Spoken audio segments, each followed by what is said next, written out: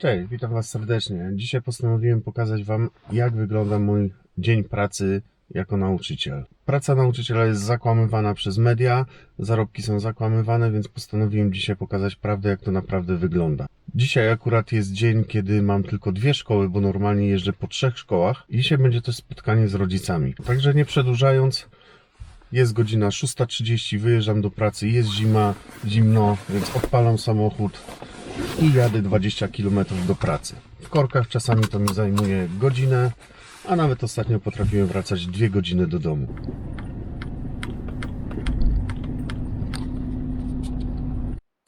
No i dojechałem. Jest godzina 7:30, więc przez te korki jechałem godzinę.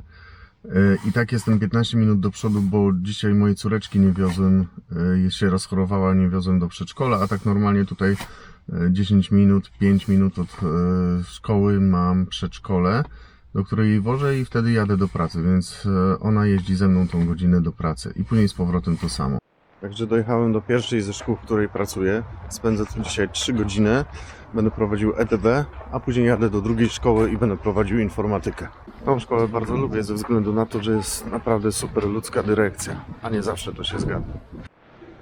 Jeszcze pusto, ale za 15 minut zaczynam pracę. Tutaj zaczynamy lekcję 7:45, a 7:30 zaczynam dyżur. No i zerowy dyżur przed pierwszą lekcją. Nikogo jeszcze praktycznie nie ma, ale trzeba pilnować pustych korytarzy. No i pierwsza lekcja minęła. Idę na dyżur, na drugi dyżur już dzisiaj. No i po dyżurze lecę na drugą lekcję już dzisiaj. Dzień dobry. Dzień dobry. Dobra, poproszę może jednego ochotnika. Sprawdzam, czy jest bezpiecznie, czy nic mi nie spadnie, nie ma jakiegoś ciekłego psa, który mnie nie pogryzie, nie ma kałuży benzyny, która się zapali.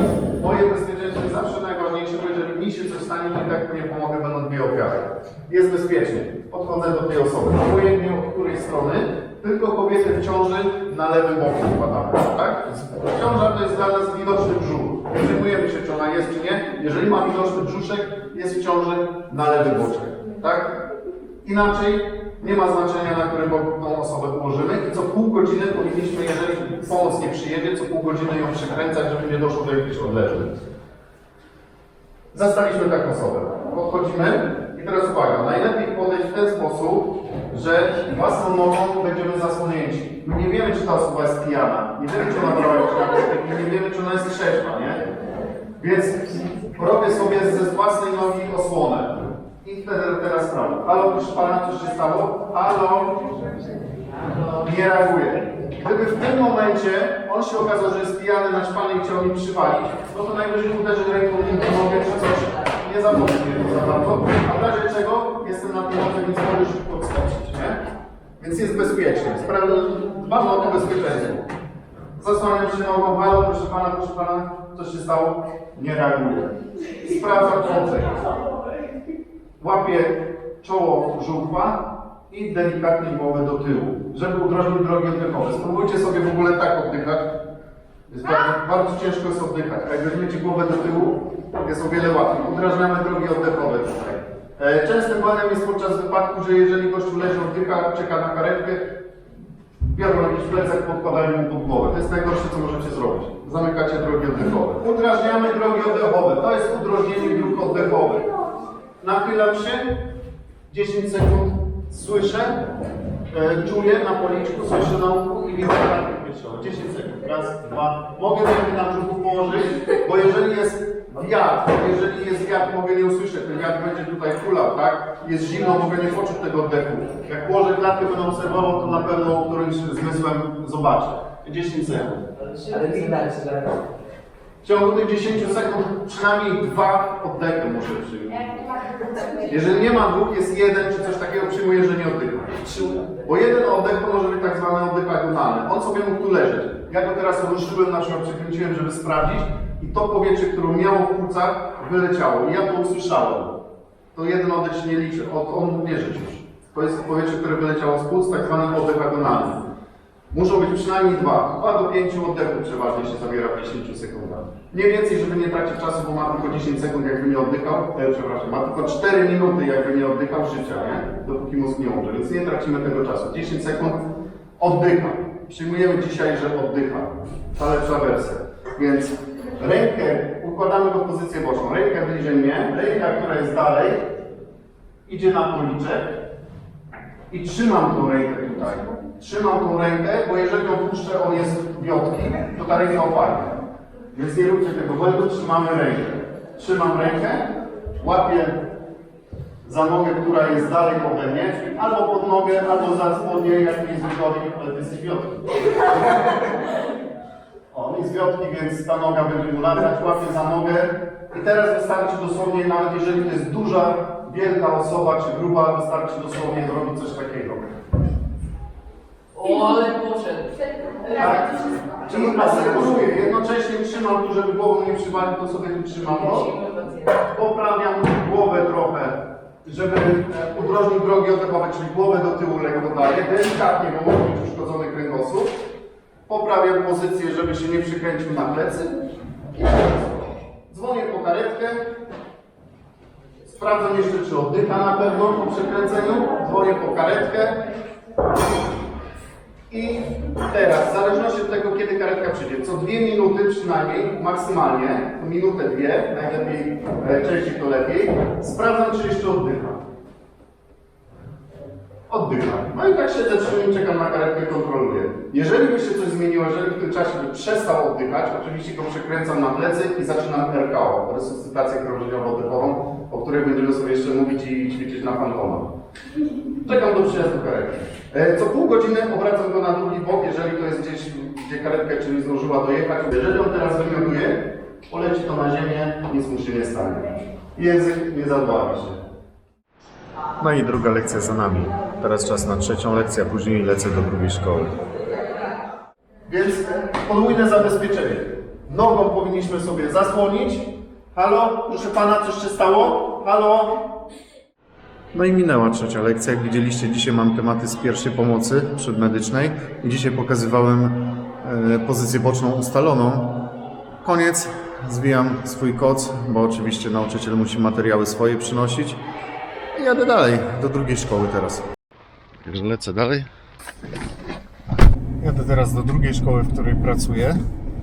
Mam na to jakieś 15 minut, bo przelatuję w ciągu jednej przerwy tylko. Jakoś tak udało mi się w tym roku plan fajnie ułożyć. Nie zawsze tak było. W tym roku fajnie, bo zaczynam w szkole, w której zajęcia są wcześniej, bo od 7:45, a w drugiej są od 8 zajęcia, więc jest to przesunięcie czasowe, które mi pozwala spokojnie przyjechać podczas przerwy. Poprzednimi latami miałem tak, że nigdy mi się tak nie udało właściwie. Miałem tak, że musiałem po prostu mieć godzinę przerwy, żeby przyjechać do drugiej szkoły. Teraz te 15-20 minut mi starcza i mogę spokojnie sobie przejechać, nie tracąc czasu, więc dzięki temu mogę też szybciej kończyć lekcje. Ale tylko w tym roku mi się tak udało. Nigdy wcześniej tego nie było, więc normalnie to mi wydłuża po prostu czas pracy i wracałem do domu bardzo późno przez to. Jestem już pod drugą szkołą, zostało mi 3 minuty, więc spokojnie zdążę.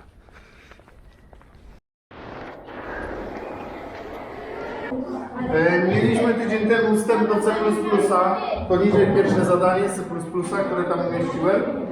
To jest program, w którym użytkownik musi podać pierwszą liczbę, komputer zapyta o drugą liczbę, podajemy drugą liczbę i on te dwie liczby nam zrobi dodawanie, odejmowanie, mnożenie i dzielenie. Znaczy tak naprawdę w C++ nie ma znaczenia, czy wy zrobicie 1 enter czy 2 entery. Nawet możecie to wszystko w jednej linii napisać. Ważne są tam średniki. No i w ten sposób minęła kolejna lekcja. Jeszcze pod koniec na przerwie już nagrałem tutaj z uczniami TikToka, bo lubią, więc czasami sobie nagrywam jakieś TikToki, jest super. No ale teraz tak. Skończyłem tutaj już 4. lekcję w sumie dzisiaj, czyli miałem 3 lekcje w tamtej szkole i 1 tutaj. I teraz mam tutaj wolną przerwę, co się rzadko zdarza, więc idę szybko zjeść obiad, bo później mam dyżur. Więc jedyne co mogę zrobić, to teraz lecę szybko na obiadek, żeby zjeść, później na dyżur, a później tutaj w tej wolnej przerwie już dostałem rozpiskę, co mam zrobić na dzisiejsze zebranie z rodzicami, więc muszę szybko to przeanalizować, ponieważ dostałem tą rozpiskę dopiero dzisiaj, tak naprawdę wydrukowałem sobie. Wczoraj poszła na maila, ale już wczoraj nie zaglądałem na maila. I czasami jest tak, że po prostu dostajemy coś właściwie dzień wcześniej albo tak naprawdę w ten sam dzień możemy to sprawdzić.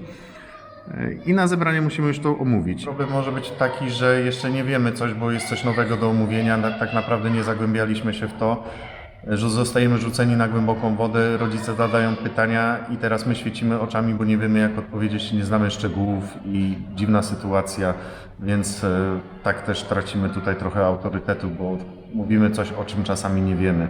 Dopiero później się okazuje na następny dzień, czy kiedyś jak pójdziemy, nie wiem, do psychologa, pedagoga, do dyrektora, porozmawiamy co to jest, o co chodzi, dopiero się dowiadujemy i dopiero mogę tą informację przekazać rodzicom, więc nie zawsze jest tak, że wszystko wiem od razu. A teraz, żebym zdążył, lecę szybko na obiadek. I teraz większość ludzi myśli, że mam darmowe obiadki w szkole. Nie, nie jest to prawdą. Płacę 2 razy więcej niż uczeń za obiad. Płacę normalną stawkę i dopiero mogę zjeść, więc nie każdy je tutaj w szkole też obiady. Ale ze względu na brak czasu jest to na pewno wygoda i tutaj akurat w tej szkole są bardzo dobre te obiadki, więc idę. Mamy w szkole też gazetkę taką wirtualną, takie ekrany na każdym piętrze, 3 ekrany w sumie i w międzyczasie muszę się zajmować i aktualizować, rzucać informacje na te ekrany, żeby było zawsze coś ciekawego.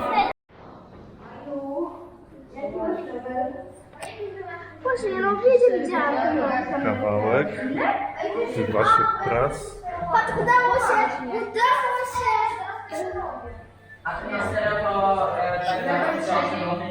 Pokazać, co to można zrobić. Tym razem miałem klasę 5, więc zrobiłem z nimi takie fajne wprowadzenie tutaj do programowania. To jest strona Blockly Games, bardzo polecam. No i cóż, lecę szybko na dyżur. Słuchajcie, w połowie dyżuru nie wytrzymałem. Na szczęście mam dyżur koło swojej sali, więc przyszedłem po stopery. Nawet nie wiecie, ile tu jest decybeli. Dzieci krzyczą, wrzeszczą, trzeba pilnować, żeby chowały telefony, bo jest zakaz telefonów. Oczywiście nie każdy przestrzega. Nurkuję dalej. Ok, nastała przerwa, gdzie nie mam dyżuru. Mogę teraz trochę przygotować się do zebrań, które zaraz nastąpią o godzinie 17. Teraz jest już godzina 14, więc zostały mi 3 godzinki do zebrań. Muszę się przygotować. A jeszcze przed tymi zebraniami będzie krótka rada pedagogiczna, na której powiedzą nam, co mamy omówić na zebraniu. Więc lecę. 0,1. System dwójkowy. Coś już kiedyś wspominaliśmy chyba, nie? Więc teraz sobie... Słucham? Binarny, dokładnie. Czyli zero-jedynkowy. Coś było. Zero-jedynkowy, czyli 0, 1, 1, 1, 0, 0, 1, 1, 0, 1 i 0, 1 i tak dalej, i tak dalej. Czyli komputer jest urządzeniem cyfrowym. Wszystkie urządzenia cyfrowe operują tymi liczbami 0, 1 i tak dalej. Dlaczego? Co jest odpowiedzialne w komputerze za przetwarzanie danych? No właśnie, procesor przetwarza dane. W procesorze jest obecnie w nowych procesorach ponad 1 miliard tranzystorów. Dobra, a jak to się dzieje, że on rozumie te 0 i 1? Na pewno widzieliście kiedyś alfabet Braille'a. Na lekarstwach nawet jest. Jakiś tam zestaw kropek, na przykład powiedzmy taki, co innego znaczy niż taki. Osoba, która jest niewidoma, wyczuje to, wie gdzie są grube, większe kropki, wie jaka to jest litera. Inny układ tych po prostu kropek. Tak samo tutaj. Jeżeli wezmę sobie drugi fragment kodu, na przykład coś takiego, przykładowo, to już znaczy coś innego. Jest inny układ 0 i 1. Odpowiedni układy 0 i 1 coś oznaczają. Jedno takie 0 albo jedna taka jedynka to jest co? Bit. Coś wam to już mówi. Macie na przykład w domu internet i macie na przykład prędkość internetu 512 megabitów na sekundę. To znaczy mega, czyli milion. Czyli 512 milionów takich 0 i 1 w ciągu sekundy przechodzi. Tak? Ale jednym zerem albo jedną jedynką nic jeszcze nie da się w komputerze opisać. To jest za mało, żeby cokolwiek opisać. Dlatego łączy się to w 4, 6, 8. I to jest już bajt. Duże B. Tak naprawdę w informatyce kilo to nie jest 1000, tylko to jest ile? 1024 bajty. Załóżmy sobie, że to jest w przybliżeniu 1000, będzie nam łatwiej to obliczać. Pamiętacie jednak, że to jest 1024. Megabajt? 1000 tysięcy, czyli Milion. Gigabajt, terabajt i tak dalej, i tak dalej. Do użytku domowego na pewno macie dyski tam terabajtowe, dwuterabajtowe i to nam starczy w domu. Nawet filmy 4K czy coś można zapisać. Czyli mamy 1000, milion, miliard, bilion. Bilion tych zer jedno. Na naszej drodze stoi Operation System OS, czyli system operacyjny, na przykład Windows, na przykład Linux. 320. Niech będzie 320. 420. 400? Tak. Niech będzie 420. Ponieważ to jest system dwójkowy, dzielimy to na 2. To jest ile? Reszty ile zostaje? Nie wiem. 0, tylko dzielimy się równiutko, nie ma reszty. Piszemy dalej, 210 dzielimy na 2. Dokładnie. Reszty?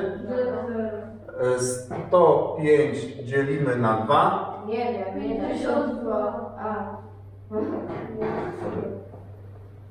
52. Reszty? Czyli pół będzie reszty. Tak, bo 52,5. Jeżeli jest jakaś reszta, piszemy 1. Jeżeli nie ma reszty, piszemy 0. Dalej dzielimy. 52. Całości już bierzemy. 1 dzielimy na 2. Dopóki mamy całość, jeszcze dzielimy.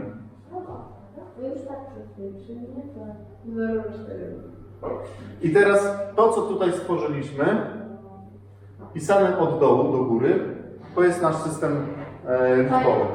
Czyli 420 to jest nic innego niż w systemie dwójkowym od dołu. 1, 1, 0. Tak? Proste? Proste, nie? 2 do potęgi 0, 2 do pierwszej, 2 do drugiej, 2 do trzeciej, 2 do czwartej, 2 do piątej. Czyli razy 2 jeszcze nie. 64. Jeżeli liczymy tutaj bajty, dochodzimy do 1024, to mamy 1 kilobajt. Dochodzimy znowu, tak? Mega, giga i tak dalej. I zobaczcie na te liczby, czy one Wam mówią pojemności kart pamięci, jakieś rzeczy. No właśnie. Za tydzień będziemy sobie robić już pierwszy program C++ się napiszecie. Są jakieś pytania? Nie.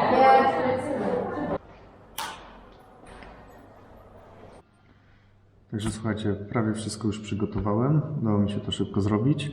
Nie mogę Wam tego pokazać, bo są dane wrażliwe. Ale zrobiłem tak. Karty pomocy psychologiczno-pedagogicznej dla wszystkich uczniów, którym muszę. Ocena wielospecjalistyczna poziomu funkcjonowania ucznia i PET-y.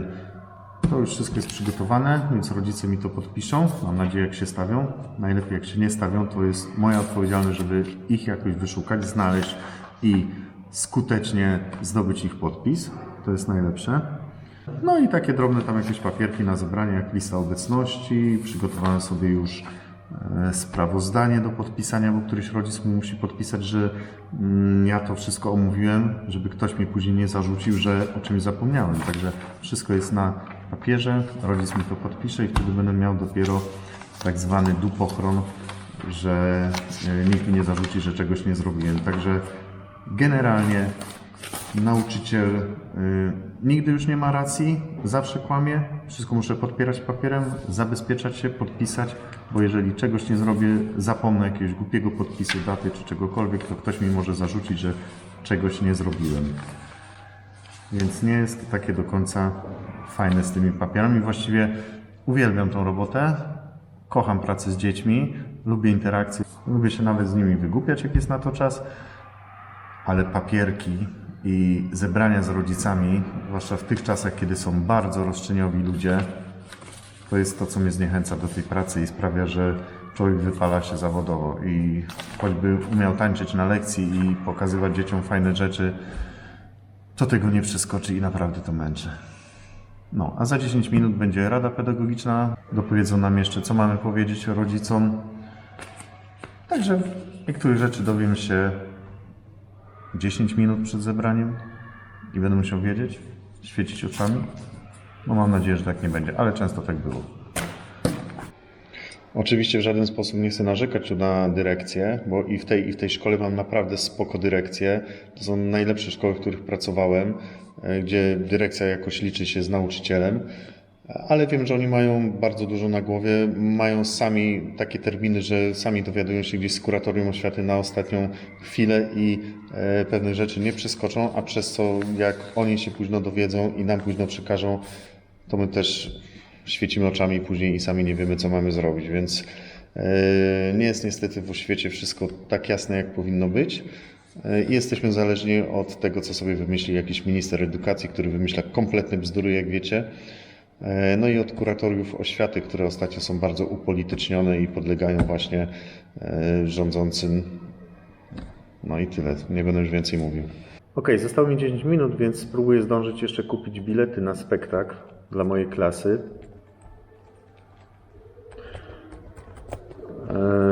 Wypełnię tu tylko wszystkie pola, bo niestety oprócz tego, że jesteśmy kasjerami, bankierami, zajmujemy się finansami szkolnymi i tak dalej, wiele tutaj zawodów łączymy, to jeszcze niestety musimy też być biurem podróży i załatwiać wycieczki. I tutaj nie do końca to jest fajne, bo człowiek się nastara, naszuka najlepszych wycieczek za najlepszą cenę, jaką może, przeglądnie 100 ofert, a rodzice i tak bywają niestety niezadowoleni z tego, choć już lepiej się nie da. A nawet miałem taką sytuację, że jak już się zgodzili, namawiali na zebranie mnie na wycieczkę, chociaż ja nie chciałem wyjeżdżać w związku z nowymi przepisami, które jakiś czas temu obecna władza rządząca wprowadziła i nauczycielowi zabrali dodatek za to, że wyjedzie na wycieczkę. Co więcej, jadąc z dziećmi na wycieczkę, opiekując się z nimi cały dzień albo na przykład na 3-dniową, opiekując się 3 dni z dziećmi, ja na tym tracę. Jestem do tyłu 200-300 zł na wypłacie, ponieważ tracę nadgodziny, tracę wszystko, co mógłbym w szkole jeszcze sobie zarobić, więc jadąc, opiekując się cały czas, będąc w stresie, że ktoś sobie coś zrobi, ja po prostu na tym tracę, więc w związku z obecnymi przepisami, szczerze mówiąc, ja osobiście niechętnie jeżdżę na wycieczki. Nie ma już wycieczek 3-dniowych w większości. Miałem taką sytuację, że już znalazłem dla rodziców wycieczkę, tam dziewczynki miały jakieś konie, chłopcy miały kłady, więc było spoko. Fajnie, rodzice się ucieszyli, ale na następnym zebraniu, gdy już zatwierdzili, że chcą to i potrzebna była zaliczka, wpłaciłem 600 zł zaliczki za wycieczkę, okazało się, że rodzice stwierdzili, że jednak ich dzieci kręcą nosem.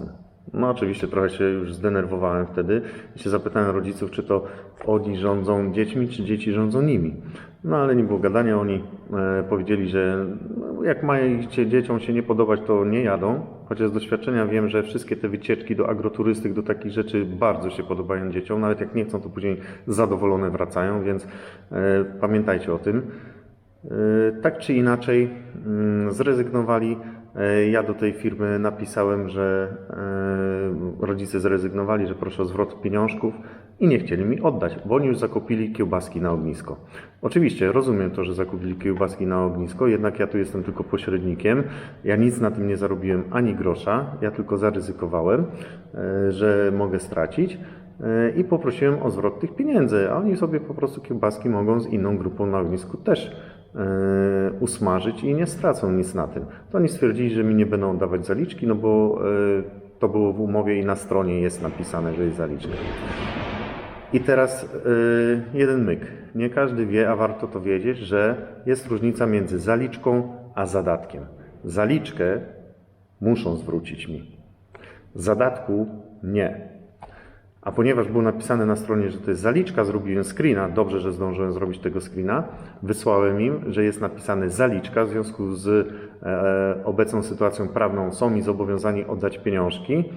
Tylko dlatego mi to oddali, bo im wytłumaczyłem, jaka jest różnica między zaliczką a zadatkiem. Natomiast wszedłem zaraz na stronę internetową, patrzę, a już na stronie jest zadatek.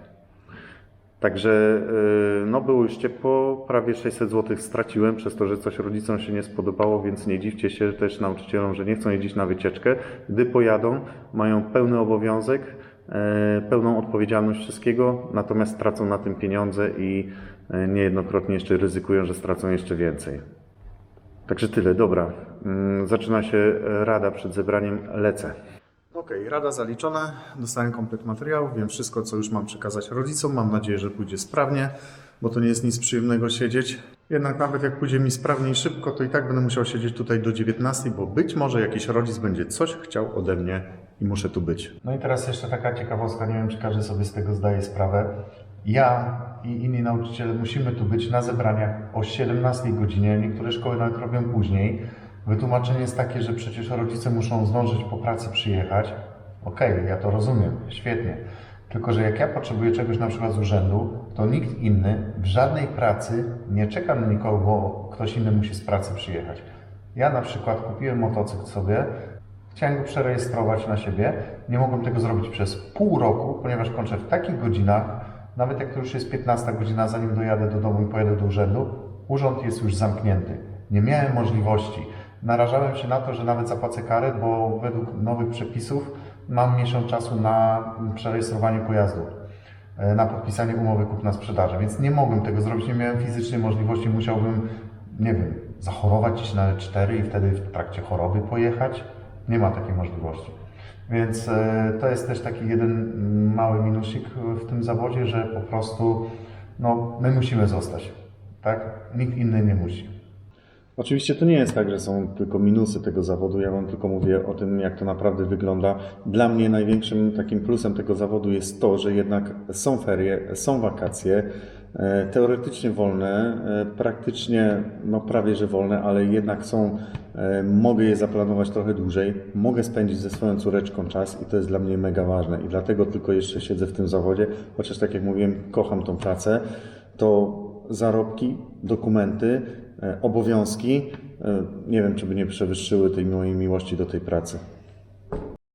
No i teraz tak, jeżeli ktoś słucha telewizji, no to myśli, że nauczyciel pracuje 4 godziny dziennie i tylko 20 godzin w tygodniu, co jest oczywiście bzdurą, jak widzicie, bo bardzo dużo dni jest, kiedy musimy więcej pracować. Musimy poza tym w domu sprawdzać kartkówki, sprawdziany, przygotować wycieczki i dużo, naprawdę masę materiałów, zwłaszcza kiedy jest na przykład koniec roku, koniec półrocza, tych papierków mamy po kokardę.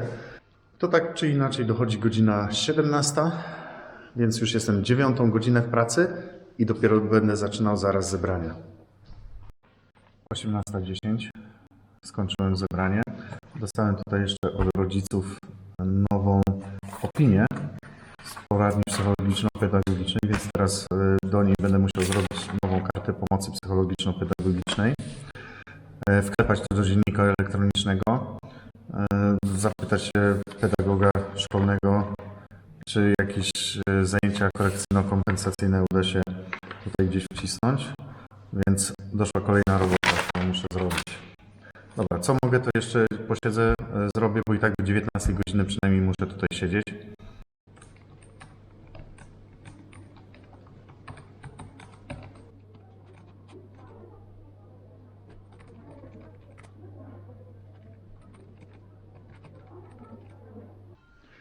No i nastała godzina 19, mogę zwijać się do domu. Jednocześnie minęła 11 godzina mojej pracy. Także pora najwyższa. Wsiadam w autko i wracam. No i wróciłem do punktu wyjścia. Jest godzina 19:40, więc ponad 13 godzin temu wyjechałem stąd. Były takie same warunki, ciemno. Wróciłem wieczorem. Moja córeczka 40 minut temu zasnęła, więc nawet dzisiaj mnie nie zobaczy. Więc pracy byłem 11 godzin. Wczoraj był podobny dzień, bo miałem radę pedagogiczną w drugiej szkole, więc też wróciłem po 19. Więc te mistyczne 20 godzin nauczyciela w tygodniu to ja zrobiłem w 2 dni. A co jeszcze? Jeszcze 2 dni przede mną. Więc nie wierzcie w telewizji. Wcale nie jest tak, że nauczyciel pracuje, jak widzicie, 20 godzin tygodniowo. Także też to, co rząd pokazuje, ile nauczyciele zarabiają, to przesiewajmy przez grube sitko. Gdyby tak było, nie musiałbym w 3 szkołach pracować, żeby godnie żyć. A żeby jakoś normalnie żyć, muszę jednak w 3 szkołach i tak jak widzicie, często jest to bardzo długi dzień pracy. Zresztą kto ma w rodzinie nauczyciela, ten dokładnie wie, o czym mówię, bo tylko te osoby, jak z nimi rozmawiam, wiedzą, a reszta myśli, że to jest taki high life. Ale ja wiem, w każdej pracy są blaski i cienie, w każdej pracy jest dobrze i źle czasami, zawsze jest lepiej za płotem. Jeżeli ktoś zazdrości nauczycielom, wystarczy skończyć studia, przyjść do szkoły i jeżeli jest taki high life, to macie. Dobra, nie zanudzam, trzymajcie się, zapraszam na moje oba kanały, na Tigersofta, gdzie pokazuję różne poradniki, na Przyciapkę, gdzie pokazuję podróże. Dawajcie łapkę w górę, dawajcie subskrypcję, trzymajcie się, hej. Poznaliście dzisiaj jeden z moich dni pracy. No i tyle. Jestem zmęczony. Nie wiem, co jeszcze powiedzieć. Idę do domu odpocząć.